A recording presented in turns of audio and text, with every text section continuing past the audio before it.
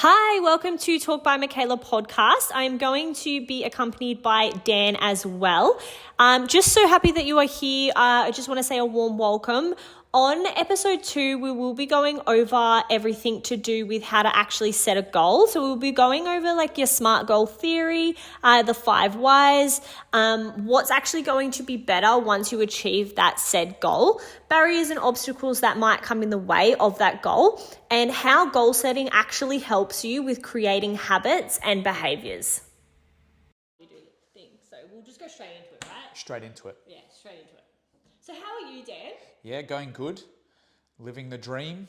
We're famous. Things, yeah. How many views last time? 21 views. I've been... 23. 23 views. I've been grabbed on the street already. People keep texting me. It was actually my mother-in-law, so maybe that doesn't... one text, but you know, I feel famous, so... That's all that matters. I'm going to start wearing like clothing that conceals my identity, and then... Soon people will be asking for autographs. I don't think I've ever signed an autograph, so I look forward to that. So, what's going on with you? I have a powerlifting comp this Saturday. What's that, 4 days? 3 days? Yep. And if for the viewers at home, the 23 of them, what's a powerlifting comp so they can...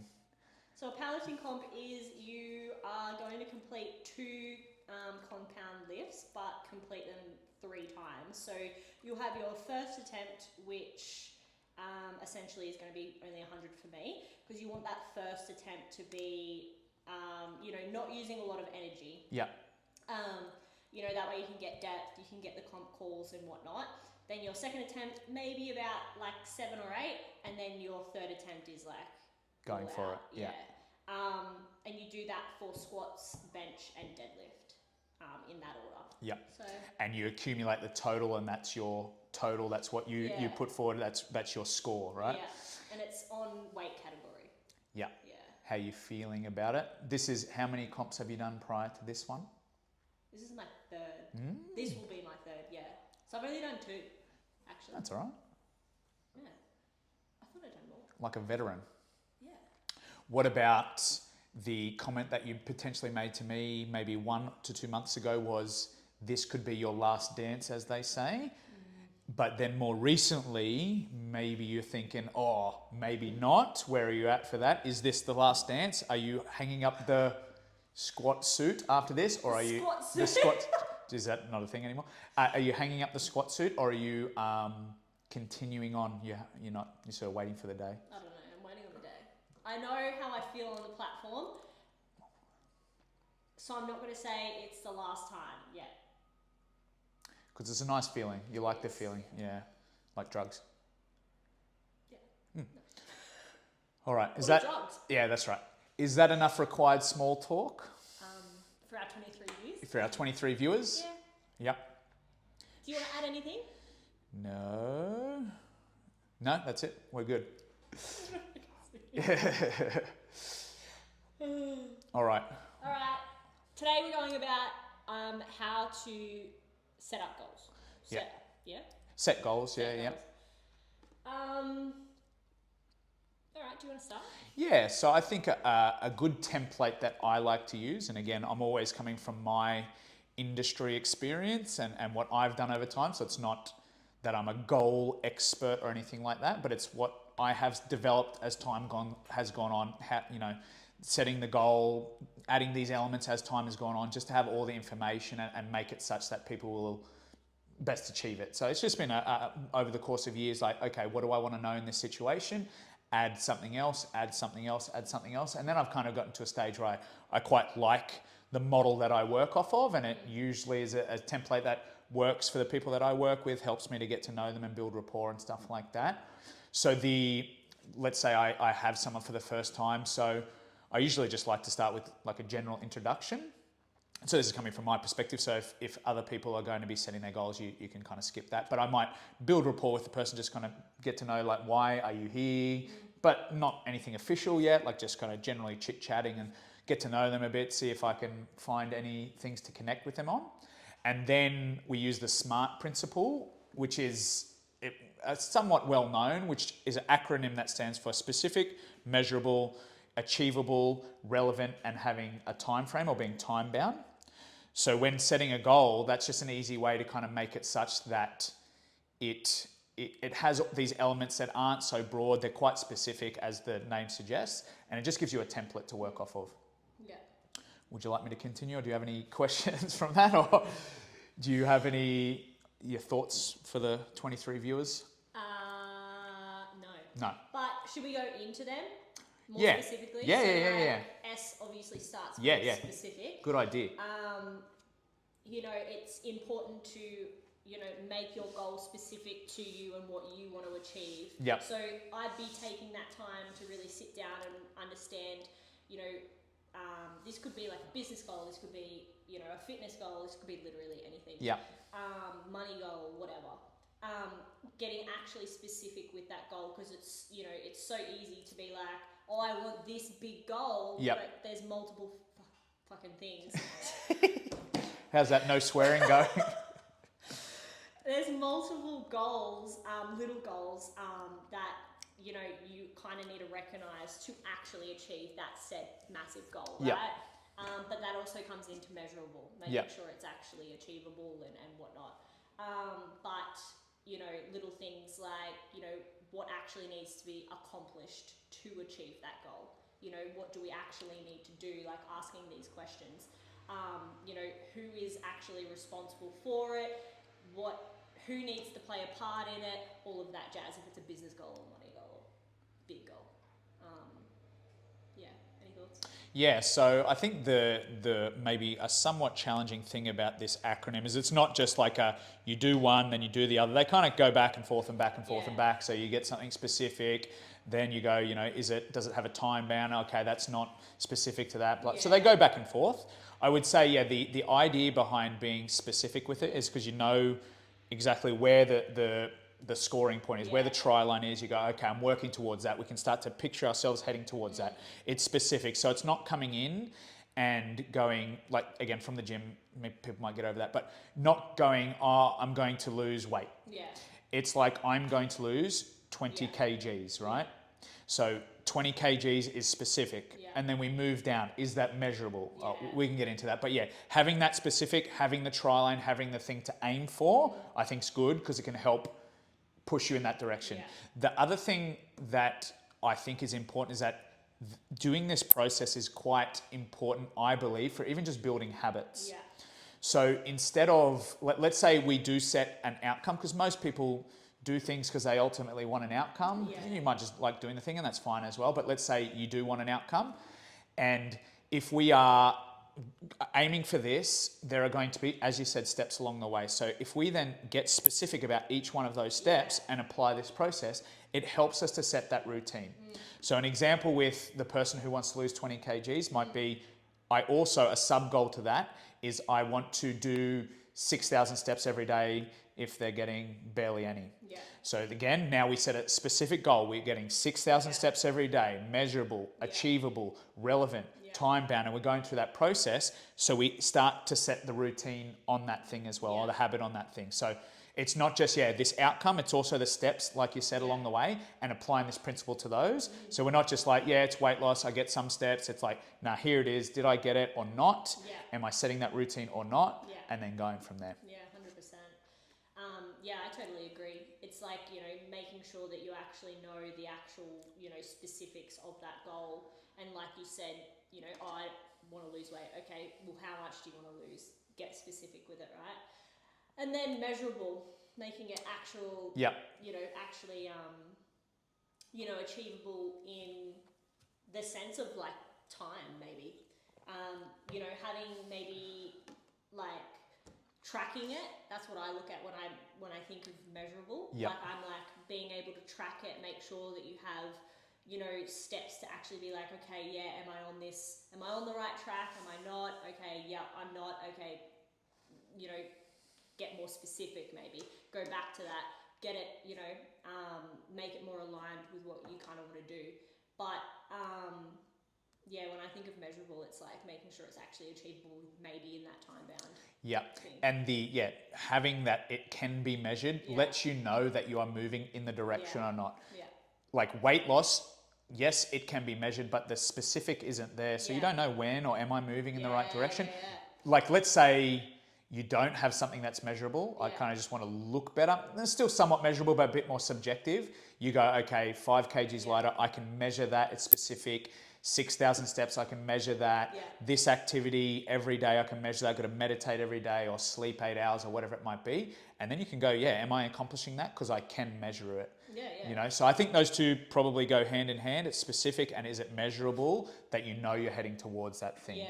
And I think like you said, like, you know, oh, I just want to look lean or something. Yeah. You know, it's not specific to actually losing weight. It's like, okay, when am I stopping? Yeah, that's right. Or I'm Yeah, just yeah. gonna get bored. Yeah, right? yeah. Like, it's all the same thing. Yeah.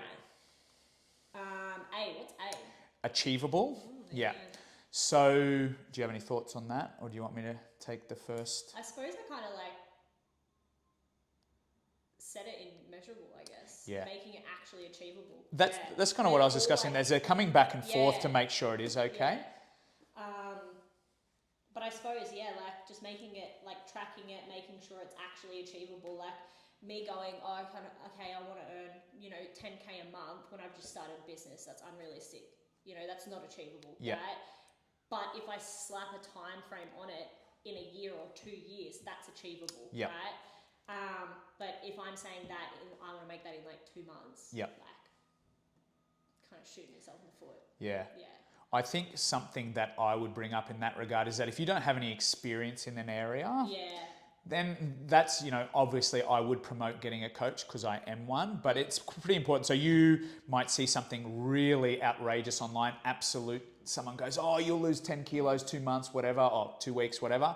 And you go, yeah, that's awesome. And then when you don't achieve that, because they've probably done something, or they're lying or whatever, I don't want to, talk shit about anyone. But let's say it's not realistic, but you didn't know because you just don't have heaps of experience in the area. You don't accomplish that. You feel like a bit of a failure. So what I would promote to people is, at least talk to someone who's a professional and then go, like, what is realistic? Even if you talk to a friend who's accomplished similar things to you, or you just have a chat with the coach or whatever it might be, you can then go, all right, 10 kilos in 2 weeks is not only not achievable, it's probably not smart, but a professional who's experienced and has done the job for a period of time and generally knows what is okay and what should be done might go, oh, actually, do you know what? You should probably aim more like 0.5% to 1% of your body weight per week, such that you can sustain it over a period of time and ultimately it will lead to a better outcome. If you absolutely kill yourself in 2 weeks, don't get this outcome that someone somewhere said you should do, you go, oh, bummer, like there's something wrong with me. Not knowing that they set something that was unrealistic. What do you think of that? No, I agree completely. Yeah. Actually. Yeah, wholeheartedly. Yeah. I agree. Yeah. Because I think that's probably one of the most important things, especially when you're in a beginner intermediate phase. As you get further down, you might set some stretch goals. I hear people talk about stretch goals and maybe in some things, business, fitness, if you stretch yourself hard, you can accomplish something that hasn't been accomplished or is not accomplished on average, and that's cool. But if you fail, you have enough backing to kind of go, oh, you know what, no big deal. I'll get back on it. I'll set a new goal and stuff like that. I don't think there's anything wrong with a stretch goal, but for a beginner intermediate, talking to someone who's got experience in that area and said, you know what, like most people who go hard and do some sort of detox diet or, soup only diet or some silly stuff like that, don't actually stick at it for the long run. They come, they go, they come, they go, they come, they go seasonally and stuff like that. But if we kind of just start to work on behaviors that lead towards this goal, we'll get small little wins as well as developing the behaviors that are going to lead to long-term outcomes, which, in my world, that's the perfect outcome. Yeah. And what's can you give me an example of like a stretch goal? When would you necessarily use that? Yeah, so let's say you're more like intermediate advanced and let's say you can do 5 pull-ups and it's taken you a long period of time to do 5 pull-ups or something like that. Yeah. And you go, all right, in the next 3 months, I'm going to try and accomplish 10 pull-ups at body weight. Yeah. From your history, you would expect that, that's going to be pretty tough. Like it took you a year to get to 5 pull-ups, getting to 10 within another 3 months might not be unrealistic because it usually gets a bit harder as time goes on to keep making progress. Yeah. But then you set that goal and you go, okay, I'm going to make this happen. Yeah. So let's make it happen. What do I then have to do? All right, okay. So if that's really important to you and you find it fun and you're loving it and that keeps you enthusiastic, great. I don't mind. You go, okay, well, it probably means I need to up the frequency that I'm doing this thing or set a plan in mind to make that thing happen. And again, but you want the backing, you want that foundation that if you fail, you'll be okay with it. You know, it's just something you think, oh, that'd be cool if I could really get there in 3 months. Yeah. And that's fun. That can make it enthusiastic. That can push you to levels you didn't think were possible. But yeah, that's kind of like an example that I'd think in mind. That's not silly in any way. Like a goal of like losing 10 kilos in 2 weeks is just not intelligent in my eyes. So that might be a stretch goal, but again, there's a lot of downside to that in my mind. So that would not be one I'd set, but the other one pretty good. You know, you can fail that and be fine, and you can achieve it and be fine. And if you set out a plan, and you can be fine with that. You know. I suppose that just gave me an example on like my end for a stretch goal is like coming up to like my wedding. I wanted to obviously lose not a certain amount of weight, but I was like, oh, this is kind of the weight I want to be at. And then once I reached it, I was like, oh, I've got another 2 weeks till my wedding. I could probably like go a little bit harder kind of thing. Didn't have a specific goal as how much I wanted to lose, but I was also like, oh, how much could I lose in 2 weeks? And be kind of ready. I was already very happy with like where I was at, but also like you said, I was okay if I didn't get as low as, you know, whatever I kind of visioned anyway. But yeah, that makes a lot of sense. And then what's R? Relevant. Yeah, so that's somewhat obvious. It's got to be important enough to you. It's got to be relevant in the scheme of the goal. So like, let's say, again, the example is the weight loss goal. And then a sub goal to that is your exercise routine. Like that's got to be relevant to it doesn't have to be, but it probably should be. But it should. Those goals should then be relevant to the other goals, should be relevant to you as a person. That one I think is pretty self-explanatory. If you're like, I want to lose weight, so I'm going to start, you know, I don't know, doing something else business related. Like that's not relevant to the weight loss goal. Maybe that's another goal of yours and that's cool. And then you do this process all over again, but it's like, I'm going to lose weight, so I'm going to wake up at 6 a.m. and make phone calls. Like that's not relevant to business, potential business people. It's like, that's not relevant to the weight loss goal. Let's make it relevant to that goal, to you in that situation. T, time bound. So again, this is another quite important step. If you've done all the other steps and you get to the T or the time frame and you set something that's unrealistic, you know, and all this kind of stuff. And also to make that specific as well. It's a time. There is some intensity to the goal. It's not like you're just wafting through and going, I get there and when I get there. There's some pressure. There's something that's somewhat urgent because otherwise it doesn't make you move or do anything. You go, I'm going to get there when I get there 5 years into the future, which you could have done something in 6 months or something like that. But again, in some circumstances, having someone experienced to tell you losing 10 kilos in 2 weeks, again, to go back to that example, is probably not smart. And after that 2 weeks, if you're well and alive and you've accomplished that goal, potentially, don't know, the aftermath to that, I don't expect to be a great outcome anyway. So setting an intelligent timeline, but setting a timeline nonetheless. You can get there in this period of time. Let's set this behavior so you do it for the next 2 weeks. Let's do that so we know when we get there, we can either give you a pat on the back and go, okay, do you feel solid with that routine, or should we do another 2 weeks of that before we add the next one? And then going like that. So I think it's quite important. I think you don't always have to have it, but again, and I always harp back to this, for beginners and intermediates, people who are starting out in their journey, I think it is somewhat important. Maybe again, intermediate, advanced, you don't have to be so specific about it because you're set on the activity. You're doing it, you're ongoingly doing it. Like maybe you're not trying to get to that outcome in a specific period of time. You're just like, I just love progressing and this is fun for me. But beginners and intermediates, I think, having a timeline. I'm going to come to the gym 3 days per week, this day, this day, this day, for 3 months, and then I'm going to set the new routine. And if that's good and you've accomplished that, awesome. Maybe you want to add more, maybe you want to work on food, maybe you want to work on recovery, whatever it might be.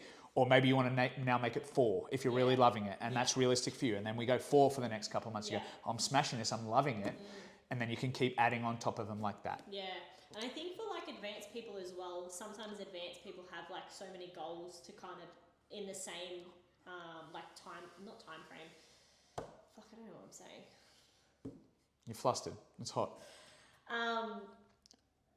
Advanced people will have multiple goals going at once. Not the same goal, but they could be having multiple goals going at once. Yeah. So I think it's still very important to do this. Yes. Because so many times I would also forget. Well, not forget, but like it wouldn't be at the top of my priority list to essentially do this. And then I'd be like, oh, I'm not even on track with what I was 2 months ago. Kind of thing. I think that's a really good point, actually. I think it's like, potentially as you become more experienced, you can go, I'm going to do this, this, and this. But I think at the beginning, one thing, only a few things, like I'll sit down with someone and I go, like we need to improve your food, we need to improve this, you improve this, but we're just going to focus on this for now. This is your first entry back into any kind of whatever.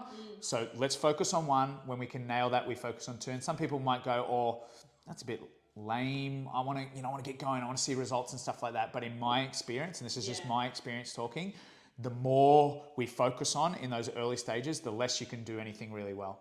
So same would be applicable if you're trying to both be the best runner in the world and be the strongest you can possibly be.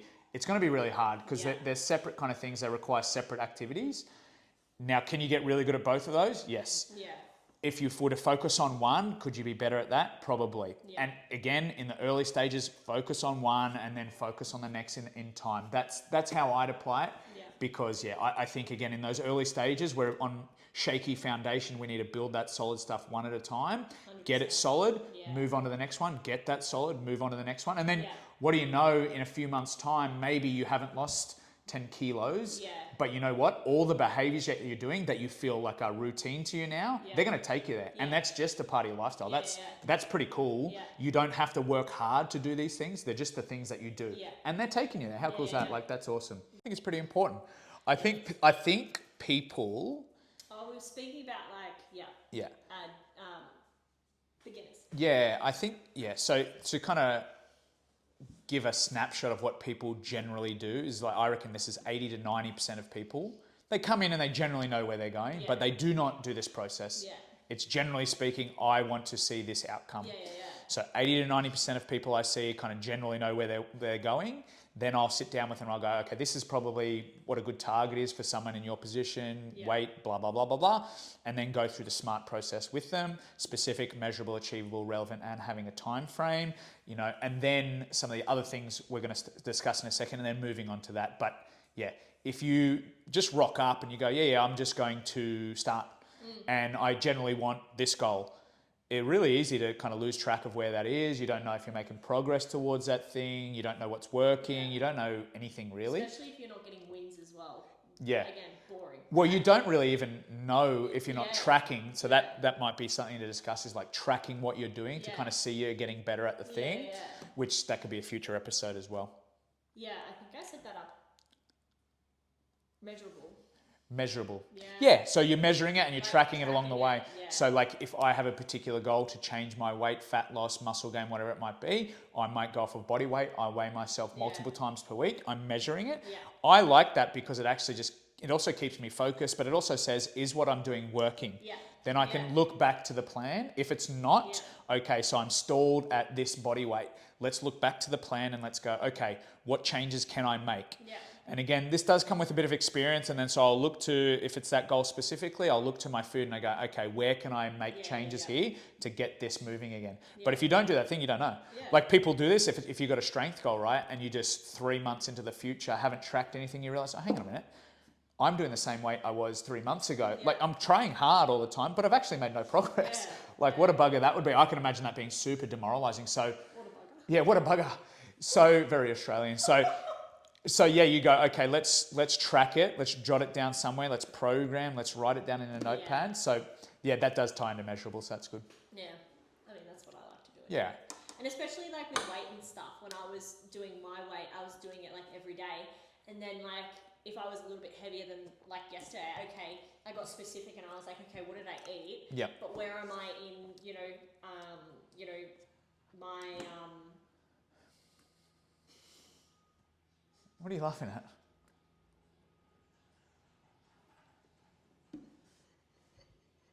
What's going on?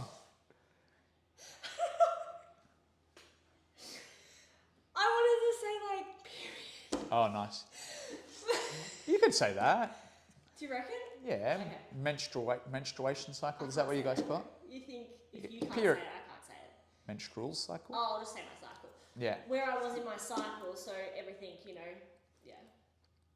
Tracking that and making sure, So they're potentially, and just to highlight, a group of people that potentially shouldn't do this so strictly if they have tendencies to be hyper focused on particular things. Yeah. So if I get someone and they say to me, I have had an eating disorder or disordered eating history, first of all, I can't deal with that person as a part of my scope of practice. So I don't really work with them in that capacity. They might have someone that they talk to, like a psychologist, a dietitian, things like that, firstly. But also, I'm not going to that person, oh, we're going to track your weight every day. We're going to track every ounce of food that you eat.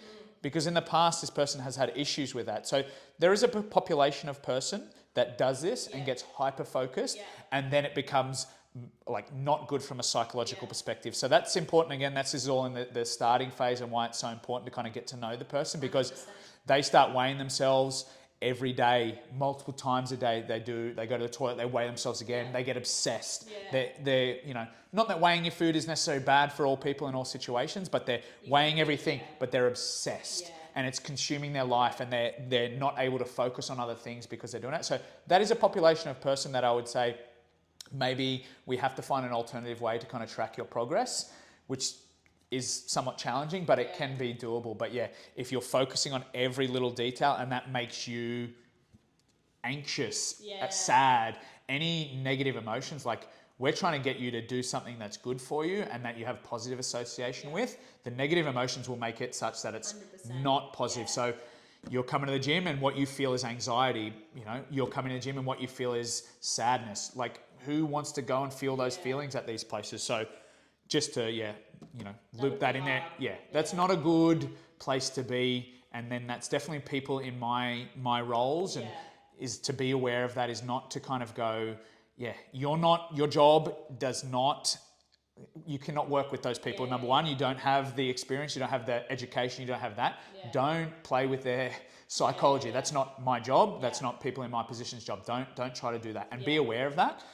So, but to know that, learn that about the person. They might have to open up to you and you build rapport before you get that information. But in that situation, daily weighing of things, daily tracking of things can be a down. Yeah, for sure. That'd be very hard, actually. That would be. Is it because you don't have like a certificate in nutrition? Yeah, well, the scope of people that I deal with is general population, and the nutrition advice I can give is somewhat broad according to the Australian Dietary Guidelines. So that's what I'm qualified to do. Have I learned more over time? Yeah, but I'm not qualified to give that. So I can give people information, like this here is the information, but in this regard, you don't play with their psychology, because there can be some serious downsides to that. So people who muck around with that, trainers who think they are the be all and end all to people, they can do rehab, they can do their psychology, they can do their nutrition. It's like, no, here's your scope, stay in your scope. Let the professionals refer on the person if you feel that's necessary. But don't dig into something that's not your wheelhouse or your profession or anything like that, because it could lead to some pretty serious outcomes, especially when it relates to someone's psychology, well, probably in lots of areas. But I don't go, hey buddy, you've got a ACL tear, come in the back room, I'll do an ACL reconstruction. But people feel like they can give advice on other things. It's like, if you're a professional in the field, know your scope of practice, stick in that. Potentially point him in the right direction. Here's the information that I've learned. Here is the information. Not recommendations, because they go and take your recommendations and things don't go well in the end. Like, that's pretty bad for you professionally, So. Well, it can get quite dangerous. Like, what if they hurt themselves under your care? And you're not even qualified. Correct. So, but like from a professional standpoint, you can be at risk of being, illegal stuff or whatever the people do who do that stuff. I don't know. Shall we jump in the 5 whys? Yeah. So that's probably something that you're pretty passionate about. So that would be something that I would do in this. You set the SMART goals and then you kind of dig into it. So how would you go about doing that? So essentially, I'll just cap what the 5 whys are, right? So like the 5 whys, okay, let's say you've got a goal of, okay, let's say, you've done all your SMART goal theory thing. you've got your goal, and I'd be asking 5 whys about that goal. Oh, okay, I want to lose, 10 kilos. Okay, why? Oh, I feel like it's going to make me feel better. Okay, why? Or, I just want to feel lean, or, well, no. Yeah. Yeah. So it's about like digging. Fucks that up. It's about like. I'm going to have to edit this so Well, that's on you. So it's about. Oh, would you want to start again? If you're going to edit it, go for it. Or put it in the bloopers. True. Yeah. What did I end with? Fuck, shit, piss, something like that. That's pretty common with you. Maybe just restart and then you can. Hey, why does your podcast have these snippets all the time? Because we say dumb shit. Dumb shit, yeah. And then we add it to the bloopers at the end. That'd be funny as fuck, actually. I think that's a good idea. That's a good funny. idea. Fuck, I'm really going to have to really down this editing. Oh. But you might need it over the course of time. That's why I want to do it every 2 weeks. That way I have time to really edit it. But like you might get better at it. Yeah. So that's cool. Or you'll definitely get better at, should I say? Yeah. I just use iMovie, but I need to get an actual specific one, I think. Maybe I should start and reintroduce the 5 whys. Yeah, you do it. So after we finish the smart setting of the goals, when I sit down with someone, the next kind of principle, which we know you're somewhat passionate about, again, this is just a template to go off of. Not all goal setting has to be the same, but this is the next stage that I would personally do in my experience, and it's got value, is the 5 whys. And you like the 5 whys, you're quite passionate about finding someone's why. So what do you have to say about the 5 whys, and what's your thoughts surrounding that? Well, a lot of clients come to me about surface level things that they want to achieve, right? And my goal is to actually get to the root of it, right? Or, okay, I want to feel confident. Okay, why? Oh, well, I want to be able to wear this. Okay, why? Yeah. Oh, well, I feel like it's going to make me feel better. Okay, why? Get down to the root of it. And it's actually most likely attached to either an insecurity that they can't actually see, or it's attached to something emotional, right? That they want to essentially feel, or something like that. So that's essentially what I ask if someone comes to me with I want confidence. Yeah. But it's okay, but let's break that down. So it's the core reasoning behind. It's the core. Well, here's how I see it: it's finding really the motivation at the core that makes you want to accomplish that goal. You know what I mean? So what is that deep reason? The 5 whys kind of seems like a bit of a pain. You think is this person making fun of me? Keep asking this question. It kind of seems a bit bizarre. Yeah. But when you dig and dig and dig, you often find that, the reason they said they want fat loss to feel better, but the actual reason is because they get really upset when they try on clothes and they can't fit into them, or they can't even go and play with their kids or something like that. They can't look in the mirror or stuff like that. And that is so much more of a powerful motivator than, going, I just want to feel better about myself. It's no, what's underneath that? Yeah. I think one of the challenges that I've found is that is somewhat deep to the person. Do you find that there is a rapport building process that maybe some people start being more guarded when you're first kind of unveiling these things, or have you found it to be pretty easy, or maybe it could even be potentially beneficial to the rapport building process? I think it's beneficial for sure, but I mean, leading into either one-on-one clients or even a container, a lot of people lean out, right? Because it's very emotionally I don't even know this person, and this person's, fucking asking me my emotional shit, or why, why, right? So of course they're going to lean out and they're going to feel a little bit guarded, I suppose. But I think it's beneficial for that rapport building as the aspect of, okay, this person actually fucking cares, right?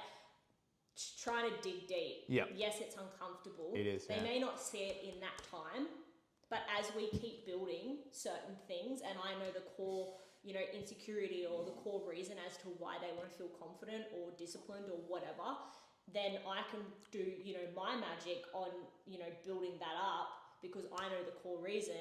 But then also they're going to be okay, well, fuck, yeah, okay, that makes sense. Maybe not in that moment. Yeah. Maybe I am considered a fucking bitch, but it is what it is, right? Yeah. I'm only trying to help. Yeah. In the future, they're going to be able to see that. Yeah. But yes, it's hard because it is hard work because it can be so like, oh, I don't really know this person. Yeah. And they're asking me like personal shit, you know? Yeah, Like, they're telling you they feel uncomfortable when they look in the mirror about how, it's Like, it's deep. It's uncomfortable. Exactly. Yeah. And like a lot of people aren't vulnerable with like their closest friends yet. You're trying to dig into that as someone who might have just met them or something. Yeah, that's tough. Obviously, there's rapport building before I go ham on them, but Yeah. I suppose if you're an individual doing this process yourself, you just have to dig into it on your own and look inside and go like, why do I actually want this thing? And find that, But that also can be very uncomfortable. Yeah, like, yeah. That can also be very Looking at things that have upset you for years or made you uncomfortable for years. I think potentially another powerful thing of this is when you fall off track, not if you fall off track, when you fall off track, this can be helpful for reorientating you. Yeah. So like if this is the deep meaning and this is why you're doing what you're doing, this is the internal motivator, not surface level, it's deep. And you in the future, because most people don't linearly get to where they want, it kind of there's, stops in the road, here, there, everywhere. Yeah. So it's kind of reorientate you. So you want to be able to feel good and exercise with your kids and watch them grow up and be able to do all these things with you. That's kind of your deep why. Now, when you fall off track a little bit and you go, oh, I'm feeling a little bit, I don't really want to do it anymore. And then you think about that feeling again, that emotional attachment to some of the stuff that you're always talking about, having the emotional attachment, emotion gets us going. You know what I mean? So me being emotionally dead inside means it takes me a long time to get things going. I rationalize, talk myself out. But we want emotion sometimes to light the fire and get you going.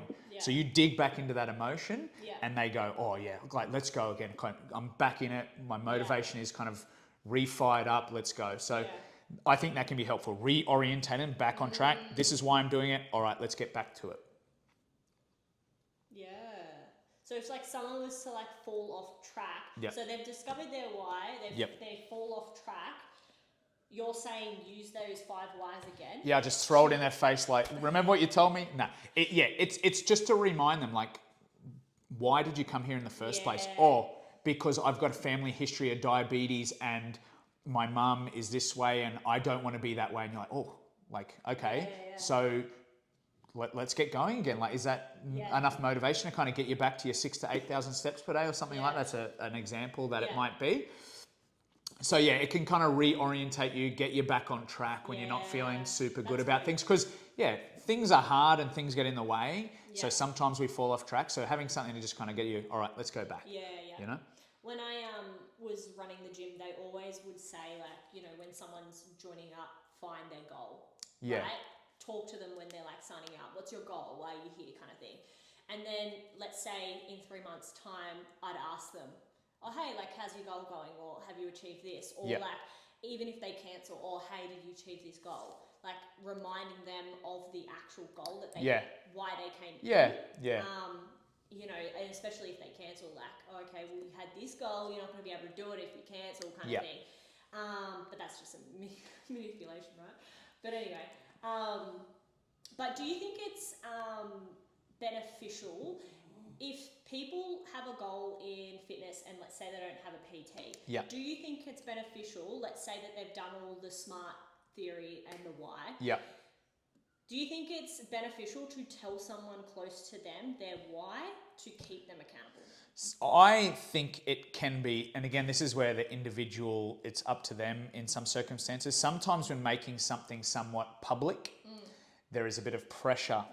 So none of us want to seem bad among our peers. That's kind of a human thing. We don't want to seem less. So if you announce it to someone and that helps keep you on track because well, I told him that I was going to do this or her or whatever. And this is where a coach also keeps you accountable. So I don't want to seem like someone who's going back on something that I've said that I've done. So I think again, per person, it can be powerful.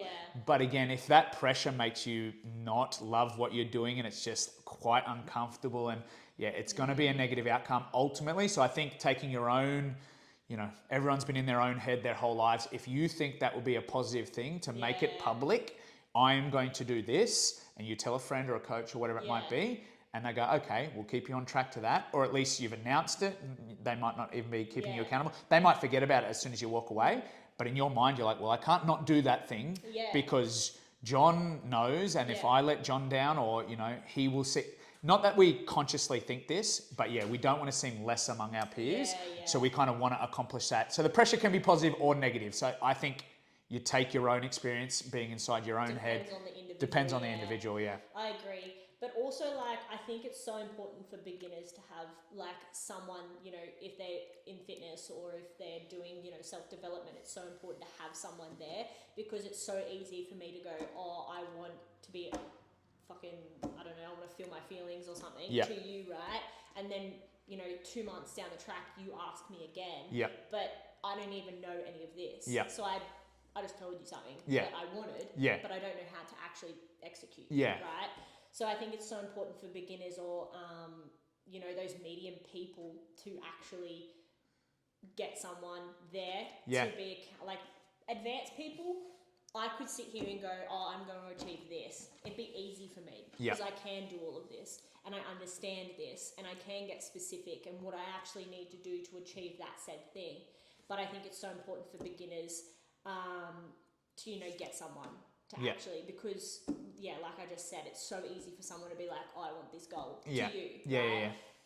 Because I remember when I had discipline, but it was piss poor, right?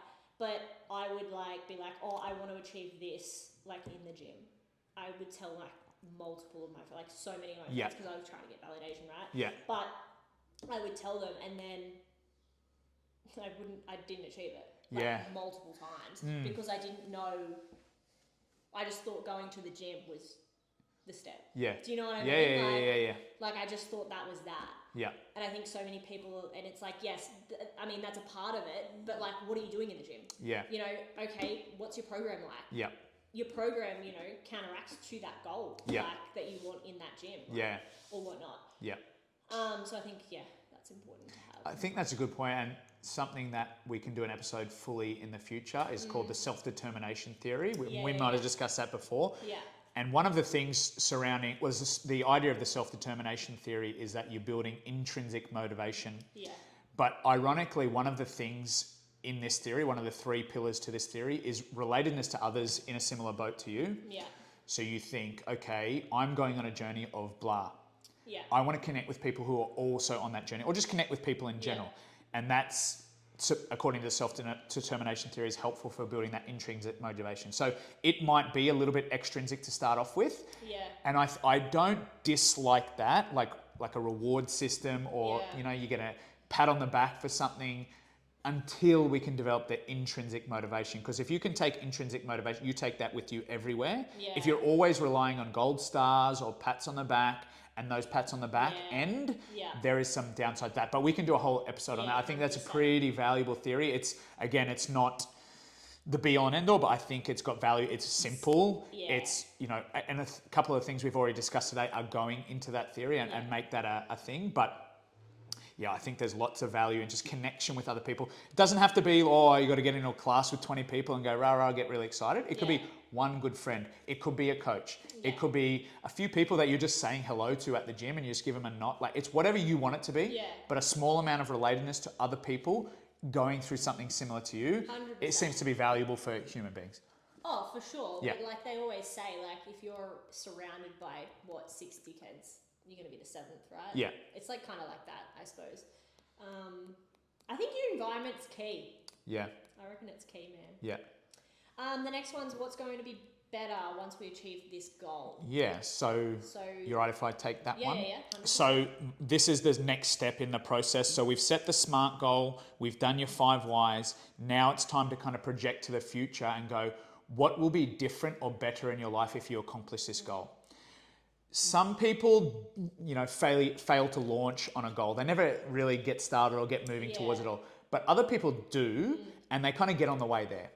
And the reason that they started was because they were so uncomfortable with something that was in the past. I feel so bad. They reach a threshold of discomfort that they're like, okay, now I need to make a change in my life because I'm so uncomfortable. So my current situation is so much more uncomfortable than moving towards this thing or going to the gym or eating healthier. So now I'm making a change because I'm so uncomfortable.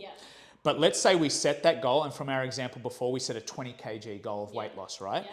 And we get 5 kgs on the way there, or 10 or 8 or whatever it might be. We're on the way. Yeah. Now you no longer feel that pain or discomfort from before. So you're kind of away from that. So it's kind of like, that's not moving you anymore too much. Yeah. So now it's time to kind of project yourself to the future. Imagine what it's like at the end line. How will you feel? How will you look? How will you act? How will you be? So you can start to get emotionally attached to that again. And then go, all right, I'm going to be fit and healthy. I can run with the kids. I can feel good. I can be happy. I can, be a better partner. I can feel good about myself, all that kind of stuff. And I think that's kind of what will keep them pulled. So they've been pushed by pain or discomfort.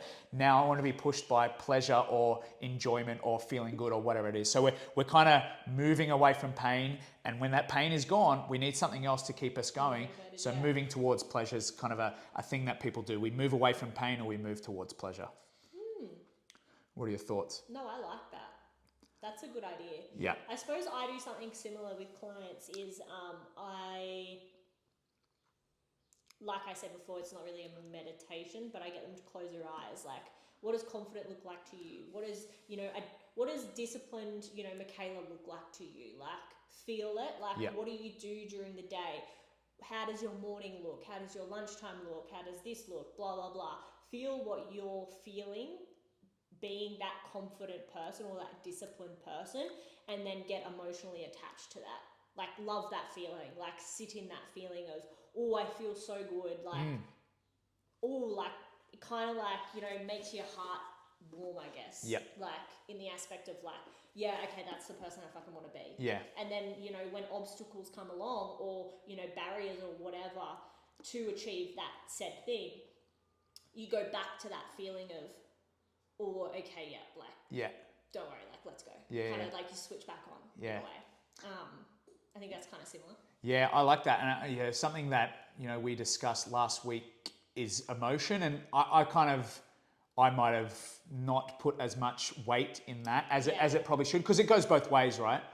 Emotionally, emotions what get us going, gets us acting, right? You're terribly sad, you're angry, so you do things because you're angry. Like someone doesn't indicate you get angry, you get, you go and try and fight them or something like that. So emotion gets us going, but the flip side to that is emotion puts us back. So if we're feeling upset, depressed, demotivated, emotion will put us right back. So again, we talk about emotion to kind of get us going, but again, eventually we want something that keeps us where we need to be. And again, as we bang on about all the time, it's habit formation, routines, the stuff that's important, because that is less affected by emotion. Yeah. So whether you're sad or upset or anything like that, if you have a really good routine, you still roll into that routine. You've done it enough times. It's like you don't really love it today, but you do it anyway because that's what you do and that makes you feel good. So I think, reusing that emotion to kind of get you going, good thing. Yeah. But also potentially it's not the be all and end all, because it could go either way. You're so right though, because like you said, when, let's say you've gotten, I don't know, there was traffic when you came here, right? Yeah. There was traffic, and a lot of people have, you've got an angry emotion there, right? You're pissed off. Yeah. That's a lot of people let that emotion drive the rest of the day. Yeah. And what you said is emotion can sometimes set us back. Yeah. You're so right. Yeah, because it actually can. Yeah. Because people can fixate on, oh, well, I had a fucking bad day, I just drove here and it took me 40 minutes. Yeah. They let emotion actually run the show, which is quite sad. Yeah. But it's so easy to do, right? Yeah, it's powerful both ways. Yeah. Again, I'm probably someone who's more logical, so I think about things, but that stalls me as well. I'll think about things for months and months and months and years and years and years, and then I may never actually do it. That can happen to me, actually. It happens to me pretty regularly. Exactly how we started this podcast. Yeah.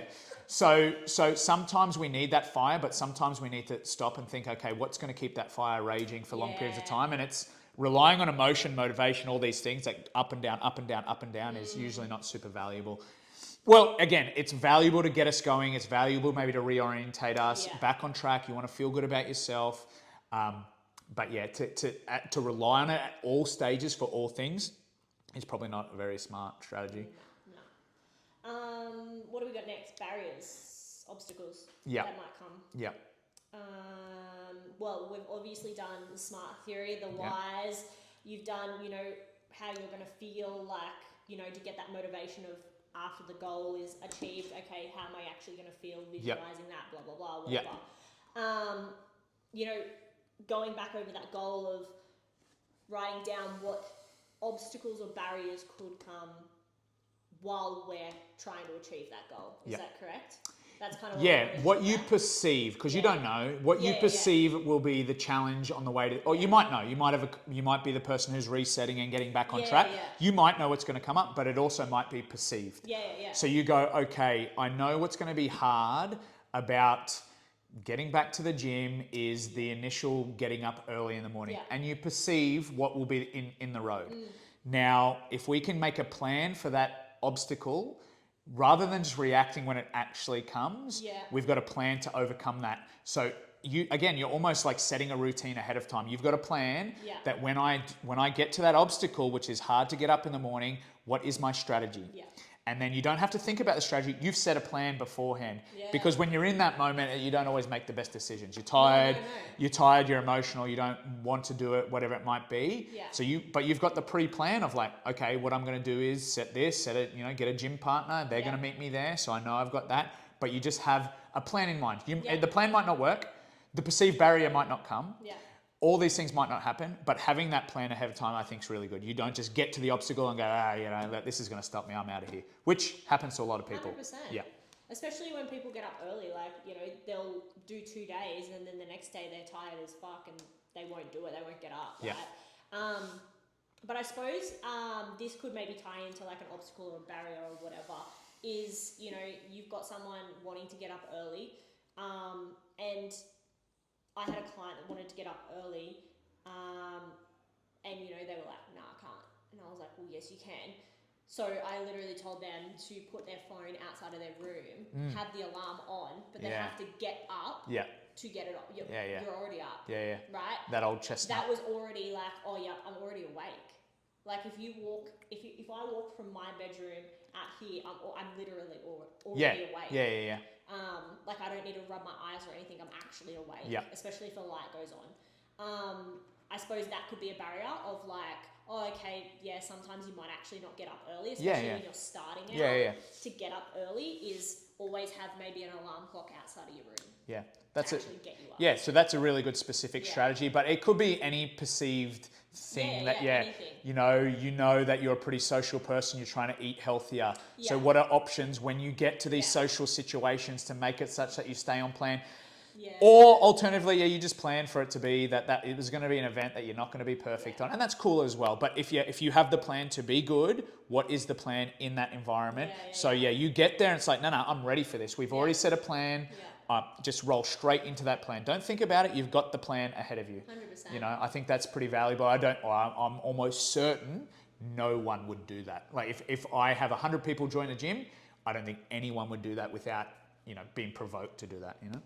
To do the barriers or obstacles. To do the barriers, They just go, I'm just going to go. Well, no one ever really thinks of it, right? No, people come to me really enthusiastic. Well, no, that's not true. Some people come quite enthusiastic and they think, I'm just going to smash this. This is going to be like smooth sailing all the way to the end of time. And you're like smirking, you're like... Yeah. And I go, well, in my experience, there's going to be some hiccups. So let's discuss the hiccups. And when we get there, we can discuss... when we get there, we've already got this plan in motion, essentially. It's not smooth sailing, but people just think, this is going to be linear, this is going to be easy, I'm going to crush it. So sometimes, again, from earlier, our SMART principles, making sure we set all those in place and it's measurable, achievable. So, you know what's coming up and all that kind of stuff. And I suppose it would make, and especially someone like a beginner, right? You're identifying the barriers or obstacles that could come up. Therefore, you're ready if that happens. And like maybe if you do go out for dinner and you do kind of eat shit, maybe you're not going to feel as bad as if you didn't identify that. I reckon. So I think it's very important to identify all of that. What do we got next? Goal setting. How does this help create habits and behaviours? So to the point from before, like we have a thing called implementation intention, which is a habit ID, which basically If we want to make it such that we do something, instead of it being just general and broad, we kind of nail down the specifics of said thing, right? So again, just working off of my experience and people that I work with, you want to start coming to the gym. Yeah. You don't go into that week on the Sunday and go, I'm going to go to the gym 3 days this week. That's better than nothing, I would, for sure. But instead it's like, okay, map out when, what time, what day, you know, all this kind of stuff. Get specific. Go back to the SMART principles for that behavior. Set the goal, I'm going to go to the gym. Specific, 3 days per week. Measurable, that's measurable.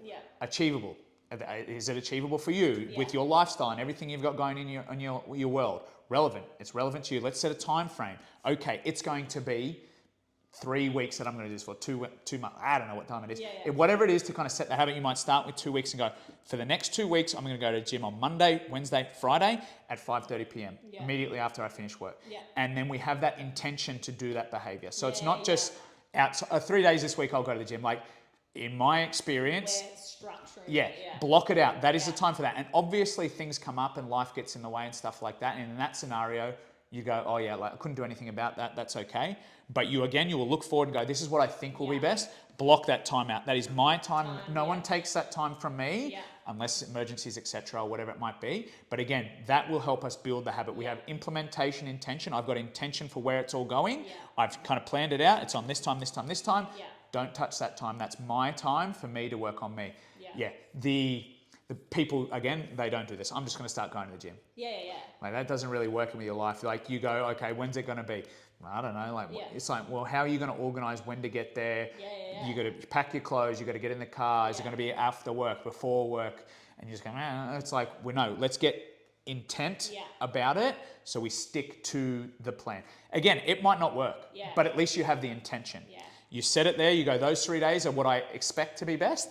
And then after that, you might go, oh, nah, that didn't actually work well. Let's go Monday, Wednesday, Saturday, because Friday, I've always got this after work or whatever it might be. And that's cool. You just know that you're working off of something that you've got intention for, and then you can adjust from that. And especially if you're like trying to fit it into like you've got a busy life or whatever, and you've got a calendar, you're trying to fit it in. I suppose that something that could really help, and we could probably even touch on it in another episode and do literally a whole episode on it, is the habit stacking, right?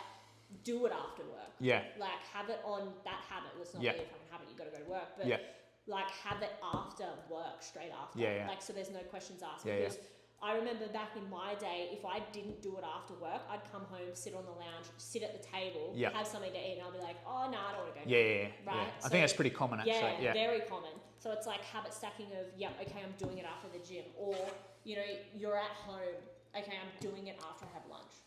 Do you know what I mean? I suppose we could touch on that a little bit. That'd be more good, in another episode. We could go into lots of detail on that and habit formation and But that's pretty much it. What about a quick summary for the viewers? For the 23. For the 23 solid viewers at home. Our loyal audience. This week. Let's make it 40 though. Let's go for 24. Let's set it realistically, right? Oh, true, So should we do the SMART goal? Yeah, we could do that for that. So we first set our SMART goals: specific, measurable, achievable, relevant, time-bound. So you've got that structure. You've done all that for your particular goal. Then you go through your whys. Again, you could do this with someone. You got to go deep with that. Deep. Find the core reason, the thing that makes you emotional, your deep motivator making you want to do that activity. So you got your 5 whys. Then you move on to, okay, what is it that it will look like or feel like in the future, and start to kind of feel those feelings. Like imagine being able to do all the things that you feel you can't now, or feel the feelings that you're not feeling now, or you know, whatever it might be. You now get emotional, feel it, you know, kind of get yourself in those shoes to start dragging you towards that. It's like emotional pulling towards it.